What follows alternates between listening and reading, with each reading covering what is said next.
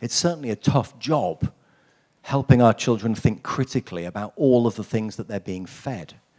And then when we give them devices that feed them with these things as well, it's even harder work. We have to be deliberately talking about it. I know that's something we worry about a great deal at school. We don't allow students to have phones and devices with them all the time at school. Are we preparing them for the world that they face outside? Well, we hope we are, but we're certainly avoiding some of the pitfalls and problems by keeping them away from it. I used to be the principal of a day school in Germany, and I think that 90% of the behavioural issues that we had to deal with occurred between midnight and 3 o'clock in the morning, and they happened on a phone or on a tablet. And I'd sometimes arrive at school to find a really angry parent or an upset parent who showed me the screenshots of what had been sent to their child. The way that you normally deal with that is you ask them for the 2 preceding screenshots. And then they sometimes realize, okay, the inevitable consequence of what my child did was this thing that they're upset about now. That's difficult learning sometimes. I have a friend who runs an addiction center in Leipzig. That's my hometown in eastern Germany. We're on the Czech border, and the Czech Republic over the mountains is where most of Europe's crystal meth and synthetic drugs are produced. And for a long time, the addiction center was most worried about those dangers. But for the last 3 or 4 years, it's been more worried about what children are doing on their phones than what children are smoking or drinking or taking. And that's something I think that we really need to be well aware of as parents of teenagers and young children.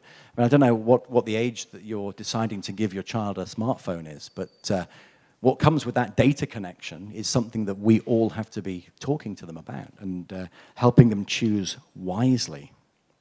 Now, here's something that we talked about, and we tried this recently at school as a staff. When we were thinking about, do we want to have technology in the hands of our kids all the time? How much should it be there? Does it get in the way? I'm sure that some of your kids go to schools where they have a BYOD policy, bring your own device. Yeah? Really, that D stands for distraction in a lot of cases, and it has to be managed very, very carefully. Try this exercise. I was shown a simple exercise by a man called Terry Small recently.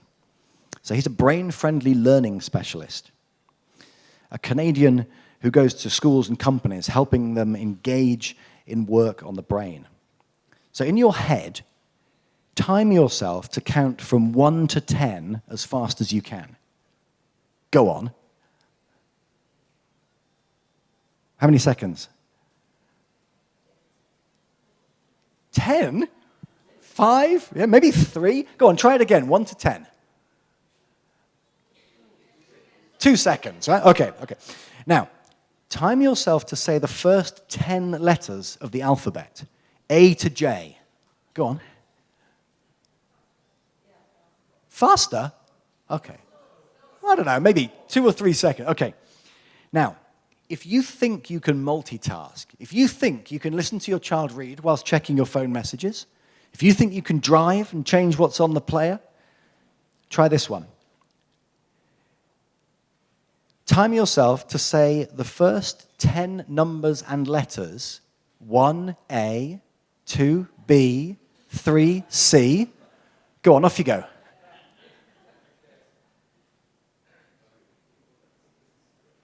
Can you feel that? Oh, you can actually feel that aching, can't you?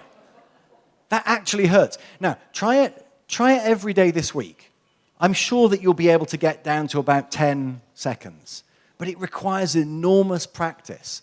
And as soon as you change what those variables are, you'll be back to square one. We're not fundamentally good at doing that. That's 2 different parts of our brain trying to work at the same time.